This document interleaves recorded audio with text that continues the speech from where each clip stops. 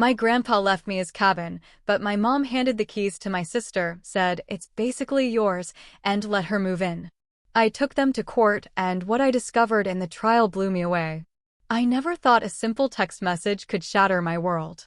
But the moment it arrived, my entire family, the one I thought I knew, revealed a betrayal so deep, it forced me to fight for everything I held dear. The air around me felt thick, charged with an invisible tension I'd carried for years, a quiet resentment brewing just beneath the surface of polite smiles and forgotten birthdays.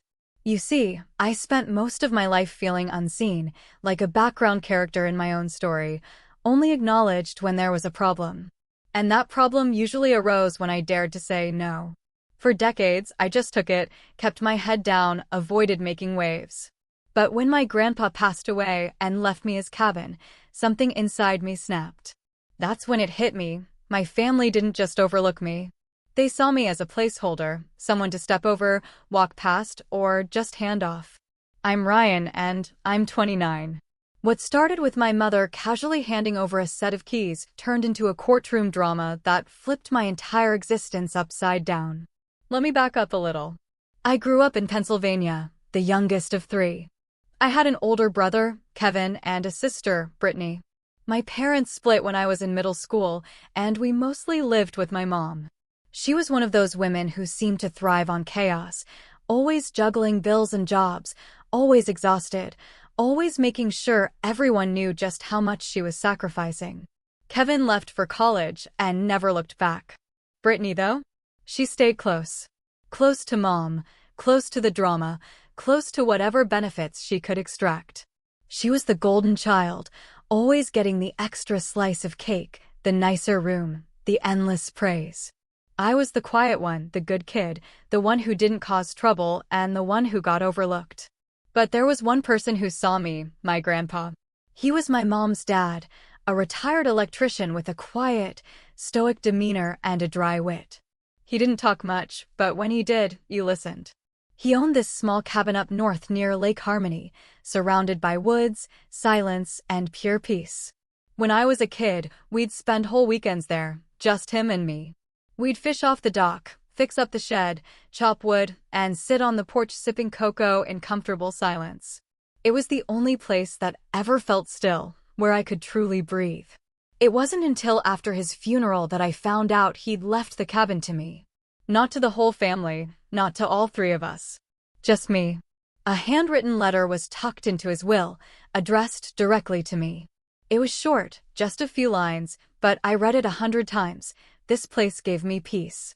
You always appreciated it the most. Take care of it. Make it yours. I didn't cry at the funeral, but I wept reading that. The cabin was old but sturdy. I'd been up there helping him winterize it for the past 2 years, so I knew its condition. My plan was simple: fix it up over time, use it as a weekend retreat, maybe even an Airbnb down the line. Something quiet, stable, something mine. But that's not how my mom saw it. About a week after the will was read, I got a text from her. Casual, like she was asking if I wanted Chinese for dinner. Gave Britt the keys to the cabin. Figured she can get started moving in. Hope that's okay. I read it 3 times, my brain struggling to process. Moving in? Keys? Hope that's okay. I hadn't given her keys. I hadn't given anyone permission. I hadn't even gone up there myself yet. I was still trying to grasp that it was truly mine. So I called her. Her tone was so dismissive, like I was being dramatic for even asking. "Oh, Ryan, don't be so sensitive," she said, brushing it off. "Brittany's going through a lot right now with the divorce, and she just needs a place to land. It's not like she's taking it from you. It's family. We share." No, that's not how this works. That cabin wasn't some random sofa bed in a spare room. It wasn't a gift bag to hand out at a pity party. It was my inheritance, my grandpa's legacy, something he specifically left to me, not to be loaned out like a library book because Brittany needed a place to land. I told Mom I didn't give permission and I wanted Brittany out. She paused for half a second. "Ryan, she's already there. Already there." That phrase echoed in my ears for the rest of the night, an alarm bell I couldn't turn off. Already there. I didn't even know how she got the keys. Turns out, Grandpa had left an extra set in his kitchen drawer, which my mom apparently felt entitled to rummage through after the funeral. And Brittany? She didn't text me, didn't ask, didn't check in. She just packed her stuff, drove up, and let herself in like it was her birthright. At first, I tried to handle it calmly. I texted Brittany, saying we needed to talk. She hit me back with a thumbs up and then nothing for 2 days. Finally, she called, sounding like she was canceling a dentist appointment. "Yeah, I saw your text," she said. "Look, it's not a big deal. I'm only staying until I figure stuff out. You weren't using it."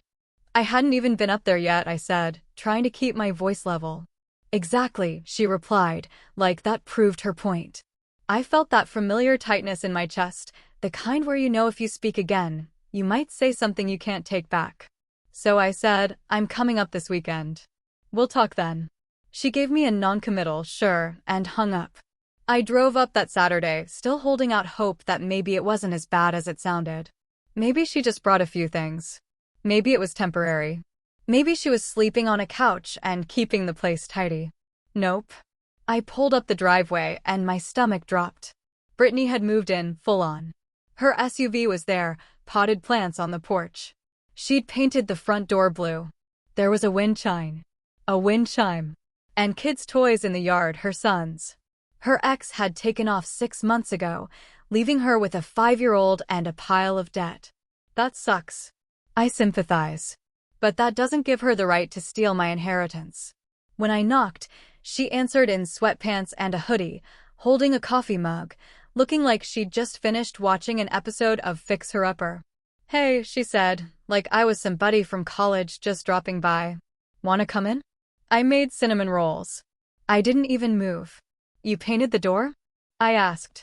She glanced behind her like she'd forgotten. "Oh yeah, it was looking a little faded.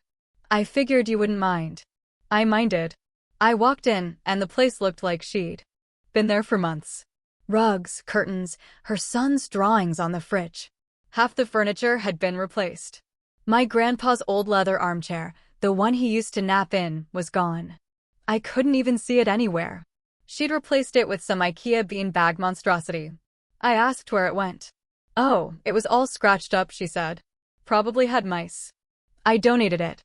That was the moment the final piece clicked into place. She didn't think she was borrowing the cabin. She thought it was hers. And that's when I knew this wasn't going to be a casual family disagreement. This was going to be war. I barely slept that night, crashed in a cheap motel 5 miles away, pacing the floor and staring at the ceiling fan like it might offer some kind of answer. Part of me wanted to storm back over there and drag her out by the roots of her overgrown entitlement. But the other part, the one that still clung to the scraps of family loyalty, told me to think, to plan, to not burn the whole forest down just yet. I decided I'd try one more conversation. I drove back the next morning. Her SUV was still there, of course. A new addition had joined the porch overnight, a little welcome mat that said "Home Sweet Home." I wanted to rip it in half with my teeth. Brittany opened the door, sipping from the same coffee mug, as if nothing about this situation was even remotely off. "Ryan, you're back," she said, sounding fake surprised. "Didn't expect you this early." I stood on the threshold, not stepping in this time. "I want my cabin back," I said flatly. Her smile tightened like she was bracing for an incoming tide. "We talked about this." "No, you talked." I didn't agree to anything. She leaned on the door frame, her voice shifting into that syrupy condescension she always used when she wanted to act superior. "Ryan, you don't need it. You live in the city. You've got your apartment, your job, your whole quiet life thing going on. This place would have just sat empty. I'm using it. I'm giving it life." I felt my jaw tighten. "That's not your decision." She raised her eyebrows like I was being unreasonable. "Mom said you'd be like this." Oh, there it was. I should have seen it sooner. The whole thing reeked of Mom's fingerprints. Brittany didn't have the guts to pull this kind of power play on her own. She'd always needed an enabler. And my mother? She'd been an Olympic-level gaslighter for as long as I could remember. "Did she now?" I said, forcing my tone to stay even. Brittany folded her arms. "She said you'd act like you're the only one who ever cared about Grandpa. But we all loved him." Just because he left your name on a piece of paper doesn't mean the rest of us don't matter. And there it was. The unspoken truth finally spoken. That ugly, simmering resentment that had always lived beneath Brittany's surface. She'd always hated that Grandpa and I were close. He was the only adult in our family who never catered to her drama, and she never forgave him for it. I didn't respond. I just turned and walked away. Later that day, I called my mom. She answered on the third ring, and I could already hear the performative sigh in her voice. "Ryan, honey, I'm exhausted. Can we make this quick? I want to talk about the cabin." Silence. Then, "Oh, for heaven's sake. Are you still mad about that?" She moved in. She threw out Grandpa's chair. She painted the door. "She's talking like it's hers." Well, maybe if you'd made it clear what you were doing with it, we wouldn't have had to make a judgment call. Ryan," she said, using that sharp tone she always used to shut something down. "You're not being fair. Brittany is going through a lot. You've always had it easier. No kids, no divorce, no financial stress. You live in your own little bubble, and it's time you started being a little more generous." I could feel something twist in my gut. "You gave away something that wasn't yours," I said quietly. "Grandpa left that cabin to me. In writing. He chose me. He was old, Ryan. His mind wasn't what it used to be. He probably thought you'd be the responsible one. That doesn't mean you should hoard it like some kind of dragon." "Don't do that," I snapped. "Don't twist this." "I'm not twisting anything," she said, her voice sharp. "Now, I'm protecting my daughter, your sister, who has a child, who needed a home." There it was. The hierarchy, the unspoken family rule. Brittany first, Ryan last. I didn't even respond. I just hung up. That week, I called a lawyer. I needed to know exactly what my rights were and how fast I could get my sister out. The attorney, an older guy named Mr. Hayes, was calm and methodical. He reviewed the will, the title deed, and everything Grandpa had filed. "It's crystal clear," he said. "Your grandfather left the property to you exclusively. No trust, no joint ownership, no transfer on death clause. You own it outright. So, if I wanted to have her evicted, she's a squatter? Even if she's family, she has no legal right to be there," he said. "But I recommend a formal notice. We do this by the book." I felt like I could breathe again. I sent the notice via certified mail, gave Brittany 30 days to vacate, attached a copy of the will, the deed, everything. She didn't respond. Just posted a picture of her kid on the cabin porch on Instagram with the caption, "Fresh start." A week later, I went up to the cabin again. Her SUV was gone, and I hoped, truly hoped, maybe she'd taken the hint. But when I walked in, I realized the SUV wasn't gone. It had just been replaced by a moving truck. She was in the living room with a man I didn't recognize, assembling what looked like a massive entertainment center. "Oh, hey," she said, like I was just the pizza guy showing up uninvited. "You're early. Thought you weren't coming till next weekend." "What is this?" I asked. She looked at the guy, then back at me, laughing lightly. "Oh, this is David. He's helping me get set up." "Set up for what, exactly?" She blinked. "Living here. I gave you a formal notice."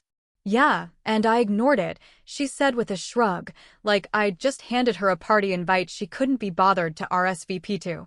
David looked confused. "Wait, is this your I own this place?" I said to him, my voice louder than I intended. Brittany frowned. "Ryan, don't make a scene. You are trespassing." She rolled her eyes. "It's not that serious." I stood there, chest tight, staring at the walls that had once held my grandfather's tools, his photos, his memories. Now they were covered in Brittany's nonsense. Vision boards, dream catchers, LED lights, a big canvas painting of some dumb quote. Let it be. I walked out. 2 days later, she posted on Facebook a long, sobbing rant about how she'd been betrayed by her own brother, how she was just trying to give her son stability, and how some people care more about property than people. The comments flooded in, her friends, distant cousins, even some of our relatives. "How could he kick you out? What a selfish move. You deserve that cabin more than anyone." One even said, "Your brother sounds like a psychopath." I didn't respond. I wanted to. God, I wanted to. But I stayed quiet for 2 weeks. Then I got a letter in the mail from her lawyer. Her lawyer. She was suing me for emotional damages and implied tenancy, claiming she had a verbal agreement with our mother and that she'd invested emotionally and financially in the property, therefore deserving occupational rights or a share of equity. I nearly blacked out from rage reading it. That was the breaking point. That was when I knew we weren't just having a family fight anymore. This wasn't about grief or miscommunication. This was about entitlement, about someone who thought they could rewrite reality and bully me into giving up what was mine. And Mom? She didn't just support Brittany. She wrote a statement for her case, claimed in writing that Grandpa had always meant for the cabin to be shared and that I was twisting his legacy for personal gain. That's when I felt the final string snap. I wasn't invisible anymore. Now I was the enemy, and I was done playing nice. The next step, court. And what I discovered during that trial, let's just say it changed everything. There's a strange sort of silence that follows betrayal. One that doesn't come with slammed doors or screaming matches. It's just this dead quiet in your chest. A cold stillness. Like everything inside you is frozen for a second because your brain can't keep up with what just happened. That's how I felt reading my own mother's statement against me. Her words were printed neatly in black ink on legal paper, filed in court, signed and sworn. There was no metaphor left. No gray area. She had picked a side, and it wasn't mine. That was the fall. I hit rock bottom in ways I didn't expect. Not just financially. I had savings, and the lawyer fees were manageable. But emotionally, I felt like a ghost in my own life. Like I'd become the villain in a story I didn't even write. Family members stopped returning my calls. A few unfollowed me on social media, which I wouldn't have cared about if they hadn't liked and commented on Brittany's pity parade the week before. I got texts from cousins I hadn't heard from in years, saying things like, "You should have just let her stay a while, and it's not like you need the place." One even asked, "Why would you take a single mom to court?" I didn't respond to that one. I didn't respond to any of them. I stopped opening social media altogether. I deleted the apps from my phone. I stopped answering most calls. The only people I spoke to regularly were Mr. Hayes, my lawyer, and my coworker Emily, who noticed something was off and kept gently checking in. I gave her the bare minimum of the situation, and she never pushed. She just invited me to lunch once a week and sent dumb memes to keep me grounded. Still, there were nights I'd sit alone in my apartment and question everything. Was I overreacting? Was I the bad guy? Was I really that cold? That selfish? But then I'd pull out Grandpa's letter. The real one. The one in his handwriting. This place gave me peace. You always appreciated it the most. Take care of it. Make it yours. And I'd remember. No, this wasn't about greed. It wasn't about denying my sister a home. It was about respect, boundaries, legacy. He trusted me with something. And they were treating it like a spare room in a hotel. So I kept going. Quietly, slowly, privately. The first real step in my climb back up came from something small. I found Grandpa's old toolbox in my closet. The one he gave me 2 years ago when he stopped driving up to the cabin himself. It was full of rusted sockets and a broken headlamp. But the sight of it grounded me. It reminded me that I had roots deeper than this mess. That I came from someone steady, someone honest. That weekend, I didn't drive to the courthouse. I didn't stew in my apartment. I drove up north to a different lake, nowhere near the cabin, and rented a cheap Airbnb for 2 nights. No Wi-Fi, no TV, just trees, a cold breeze, and a notebook. I started writing things down, not just the court stuff, everything. How I felt, what I wanted, who I trusted, what kind of man I wanted to be when this ended, because it would end. Those 2 days were the first I'd felt like myself in months. I started doing it every few weeks, disconnecting completely, taking little trips. Nothing fancy, just somewhere quiet. I started running again too. Not for speed, but for rhythm, for breath. I'd wake up early, put on some worn-out sneakers, and run 3 miles around my neighborhood until the thoughts in my head stopped clashing long enough to let me breathe. Work helped too. I'm a graphic designer, freelance mostly, and I'd let a few clients go during the worst of the chaos. But now I picked up a new project, one that had nothing to do with cabins or courtrooms. It was a branding package for a small coffee shop opening upstate. The owner, a woman named Maya, was kind and easy to work with. She liked my first concept so much she asked me if I wanted to do the mural inside the shop, too.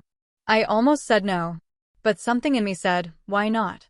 So I drove up there, walked into the empty shop with paint cans and brushes, and spent 2 days painting a massive, colorful mural of wildflowers bursting out of a coffee cup. It wasn't perfect, but it was mine. And when I stepped back to look at it, I felt something strange. Pride. Not the angry kind, not the ego kind, the quiet kind, the kind that says, I'm still here. Back in court, things were moving slowly, but they were moving. Mr. Hayes kept me updated. Brittany's lawyer was trying everything: emotional arguments, verbal contracts, even a vague accusation that I'd intimidated her on the porch, which was laughable considering the only witnesses were her handyman and a raccoon. But none of it was sticking. Hayes was sharp, focused. He filed motions, gathered evidence, stayed calm while Brittany's side tried to drag us into emotional mud. We got access to some of Brittany's messages and photos through Discovery. And let me tell you, those told a different story. Screenshots of her texts to friends saying, he won't fight me. He's too soft. Pictures of her posing in the cabin with captions like, manifesting this place for me and Logan. One even said, it's basically mine. Mom says he won't do anything. That one stung, but it also helped. Meanwhile, my mom stayed quiet, at least publicly. She didn't call, didn't message, didn't check in once. And that silence somehow hurt worse than the letter. I remembered birthdays she'd forgotten. School recitals she skipped. Times I got sick, and she sent Brittany to check on me instead of coming herself.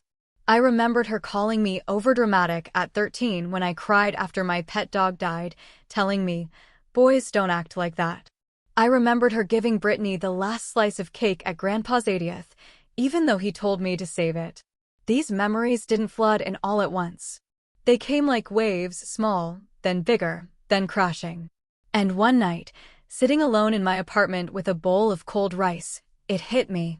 She'd always chosen Brittany. Not just in this, not just with the cabin, always. And that realization, it didn't destroy me. It freed me. Because for the first time in my life, I stopped hoping for her approval. I stopped waiting for her to apologize. I stopped needing her to change. Instead, I changed me. I moved to a new apartment, smaller, quieter, cheaper, one with better light, and a little nook where I set up a reading chair. I started journaling regularly. I finally booked that therapy session Emily had nudged me toward. I didn't unload everything in the first session, but I talked about Grandpa, about the cabin, about feeling unseen. The therapist, Marcus, just listened, asked simple questions, let the silences hang without rushing to fill them.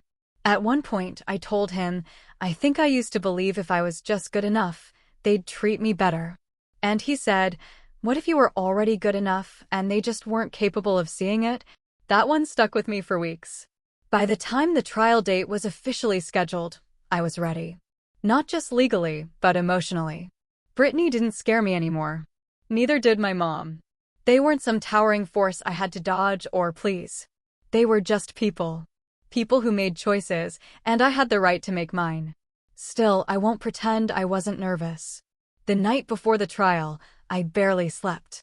I lay awake staring at the ceiling, picturing the courtroom, the judge, Brittany's smug expression. I imagined my mom walking in and sitting behind her. I imagined myself stuttering, fumbling, looking small. But I also imagined Grandpa sitting in that old leather chair, watching. And I knew what I had to do. The next morning, I put on a navy suit. Nothing flashy, just clean, professional. I packed the original copy of Grandpa's letter in a folder just in case. I ate a real breakfast, drove to the courthouse early, sat in the parking lot for 10 minutes, gripping the steering wheel like it was the only thing keeping me from floating away. Then I walked inside. Brittany was already there. She looked different, maybe more tired, maybe more polished. I couldn't tell. She didn't look at me. Her lawyer, some slick guy in his 40s with too much hair gel, kept glancing over like he was sizing me up. My mom wasn't in the room. Not yet. Then, just before the judge walked in, the door opened, and my stomach dropped because she did show up, and not alone. She was holding something. And when I realized what it was, my skin went cold. She was carrying a box. A box labeled Grandpa's Personal Files. She carried it like it was nothing. A cardboard file box with duct tape along the sides and Grandpa's name scrolled in fading black marker. J.R. Thomas Personal. I hadn't seen that handwriting in over a year, but the sight of it made my heart stop mid-beat. My mom didn't look at me as she walked in, just bulleted for Brittany and her lawyer, set the box beside them, and sat down behind their table like she was exactly where she belonged, part of their team. No hesitation, no shame. Mr. Hayes, seated next to me, leaned over and muttered, "That box wasn't in Discovery." I nodded stiffly. My stomach had turned to ice. They were playing something. I didn't know what yet, but I knew this wasn't a spontaneous act of conscience. My mother didn't do spontaneous, and she definitely didn't do helpful. The judge entered moments later, and the trial began. Nothing dramatic at first. The opening arguments were short. Hayes's was steady and logical. My grandfather left the cabin to me. Brittany had no legal right to move in. She'd refused a formal notice to vacate. We weren't arguing emotions, we were arguing property law. And the law was clear. Brittany's lawyer tried to paint a different picture: hardship, family misunderstanding, an informal verbal agreement based on years of trust. He even used the phrase moral ownership, which almost made me laugh out loud. He spoke like we were in a therapy session, not a courtroom. And when he motioned toward the box and said, "We have further documentation of the family's understanding of Mr. Thomas's intentions," I felt Hayes's shoulder tense next to me. The judge glanced at the box, but didn't touch it yet. Instead, he nodded and said, "We'll review exhibits after the initial testimonies." So, that's how we started. They called Brittany first. She took the stand in a beige sweater, minimal makeup, her hair in a loose braid. She looked soft, vulnerable. I knew it was intentional. She gave her answers in a calm, slightly breathy voice, pausing often as if reliving trauma. Her lawyer walked her through the expected narrative: how her divorce had left her and her son with nowhere to go, how her mother had assured her it was fine to stay at the cabin, how she'd invested time and money into improving the place, how I hadn't expressed any desire to use it, and how she believed genuinely that it was a shared family property. Hayes didn't interrupt much, just took notes. He only asked 2 questions during cross-examination: whether she ever paid property taxes on the cabin, she hadn't, and whether she had ever communicated with me about the arrangement in writing before she moved in, she hadn't. Her answers were quiet, but the damage was done. The courtroom was not swayed by tears or assumptions. It wanted receipts. Next came my turn. I won't pretend I wasn't nervous, but something had shifted in me. The more I spoke, the steadier I felt. I explained everything from the beginning: the relationship I had with my grandfather, the letter he left me, the will, the shock of finding Brittany already moved in. I didn't embellish or lash out. I let the facts speak. When I mentioned the chair she'd thrown out, the one Grandpa always sat in, my voice caught for a second, and I saw the judge glance up.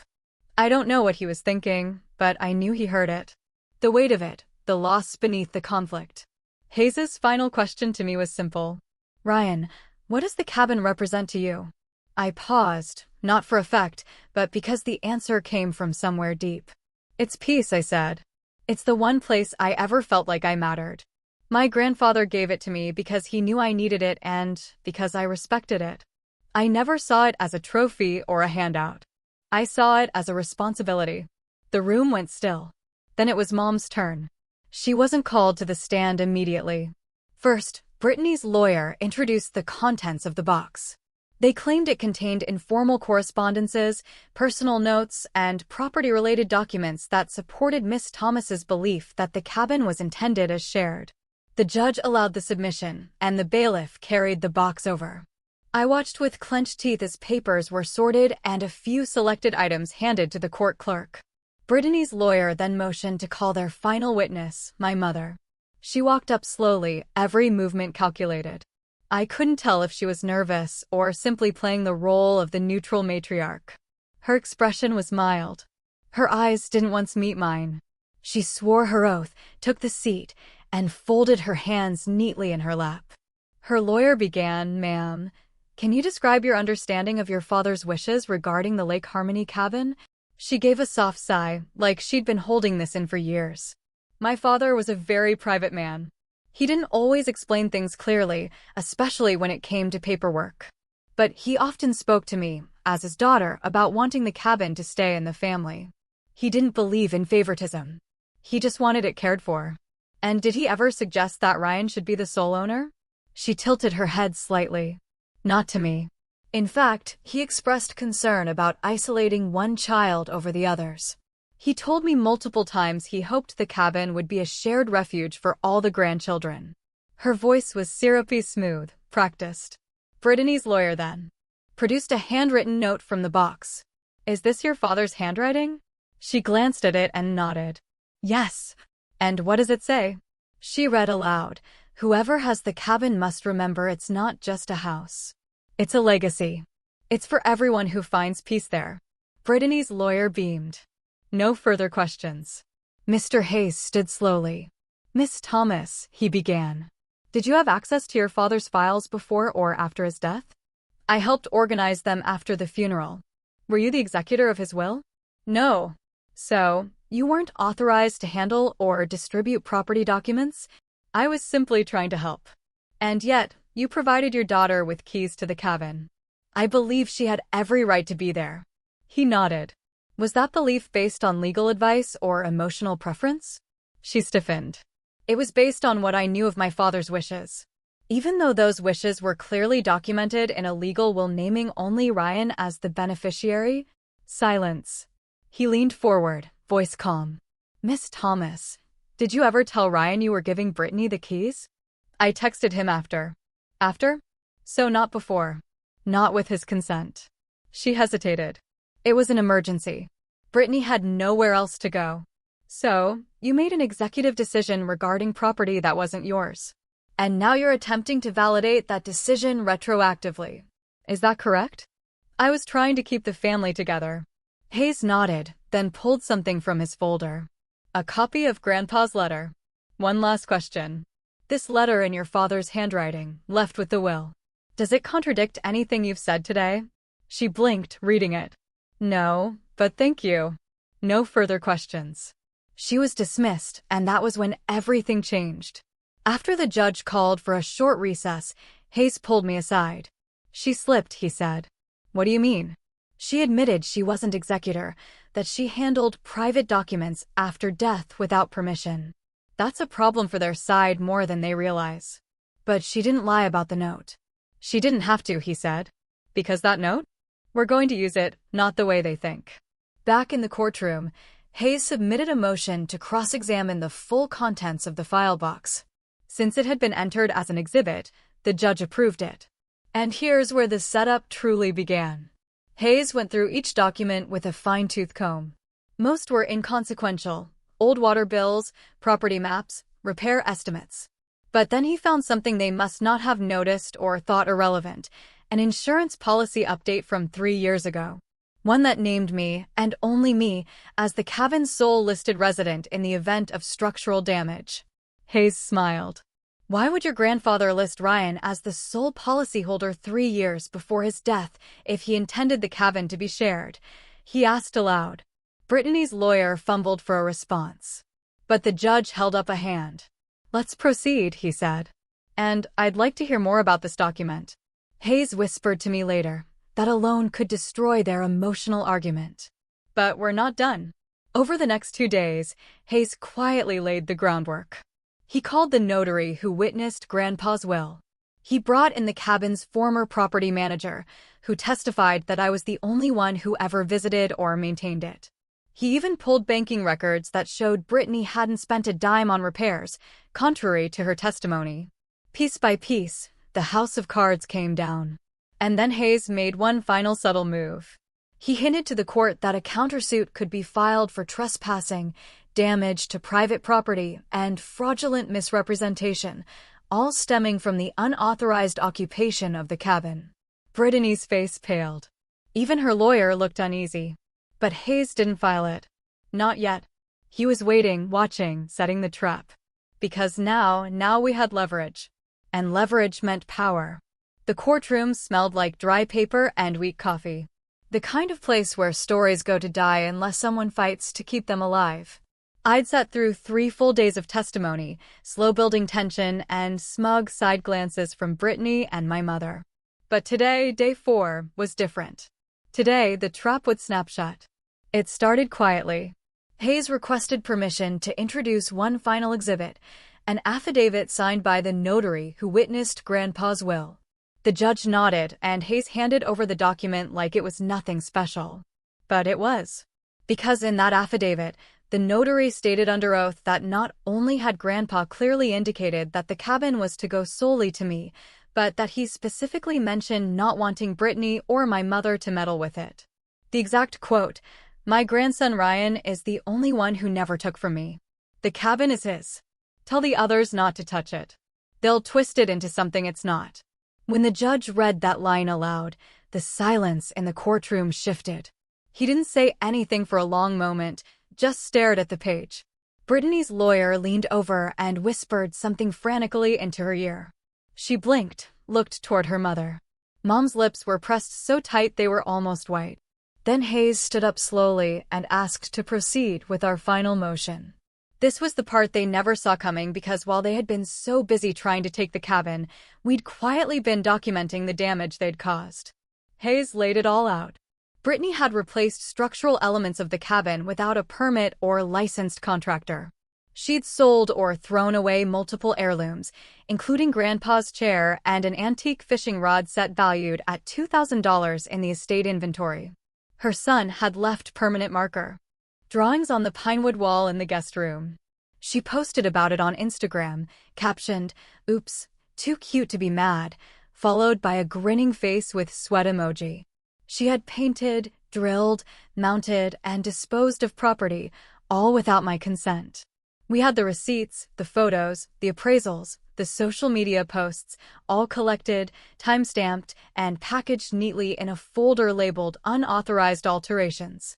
Hayes took his time laying it out piece by piece while Brittany's lawyer turned a deep shade of red. And then the final blow. We are requesting full reimbursement of repair and restoration costs totaling $18,450.72, along with punitive damages for unlawful occupation and emotional distress. The emotional distress was modest. We weren't aiming high, but the symbolism was devastating. Brittany's lawyer tried to object. He claimed the figure was exaggerated, that her son's drawings were easily painted over, that she didn't understand the rules. But Hayes remained calm. She chose to move in without consent, he said. She chose to alter the property. She chose to ignore a formal eviction notice. These were not accidents. They were decisions. Then he turned to the judge. And as for Ms. Thomas, the defendant's mother, she accessed confidential property records without authorization and handed over property keys. While we are not pursuing damages from her directly, we ask that her actions be noted for the record. My mom flinched. That was the first time she looked at me in days. I didn't look back. The judge called a brief recess to review the documents. When he returned, his face was unreadable. He spoke slowly, deliberately. It is clear from the evidence presented that the Lake Harmony cabin was bequeathed solely to the plaintiff, Ryan Thomas. The will is unambiguous. Furthermore, the letter of intent, notary affidavit, and insurance documentation confirmed that the deceased intended this property to be kept under exclusive ownership. Brittany sank deeper in her chair. The judge continued, Ms. Thomas unlawfully occupied this property, refused to vacate after being notified, and performed unauthorized modifications that resulted in measurable damages. He adjusted his glasses and paused for effect. I hereby rule in favor of the plaintiff. Ms. Thomas is ordered to vacate the property immediately, pay $18,450.72 in damages, and submit a formal apology to be filed with the court for unauthorized occupation.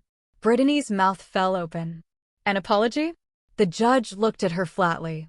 Yes, Miss Thomas.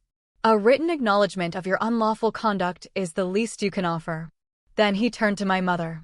And while Ms. Joan Thomas is not the legal party in this case, I am entering into the record a formal rebuke of her involvement.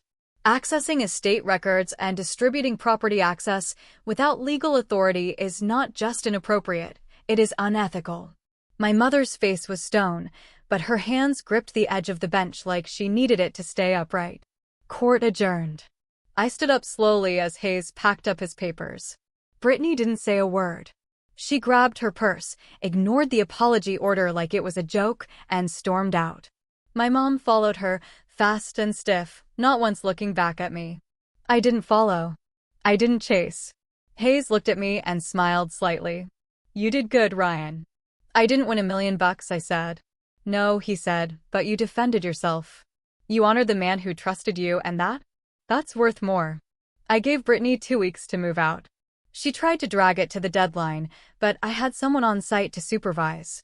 She wasn't allowed to remove anything that wasn't hers. She tried to claim the new couch and coffee table until we showed her the receipts were under her name. They stayed. I had them donated the next day. The potted plants were gone. The blue paint on the door repainted the original shade of pine green. The wind chime? I smashed it myself. 1 week later, I went back to the cabin alone, just like I had when I was a kid. I brought a cooler, a folding chair, and Grandpa's toolbox. I sat on the porch for a long time, listening to the wind rustling through the trees.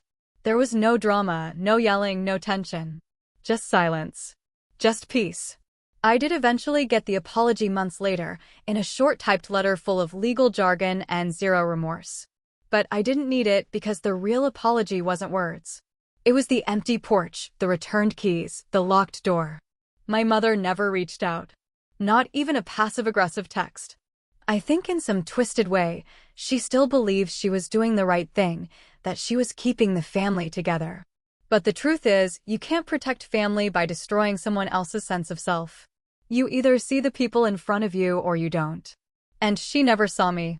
But Grandpa did. And that's why this cabin is mine. That's why I painted his name above the fireplace in small, hand-carved letters. J.R. Thomas, Peacekeeper.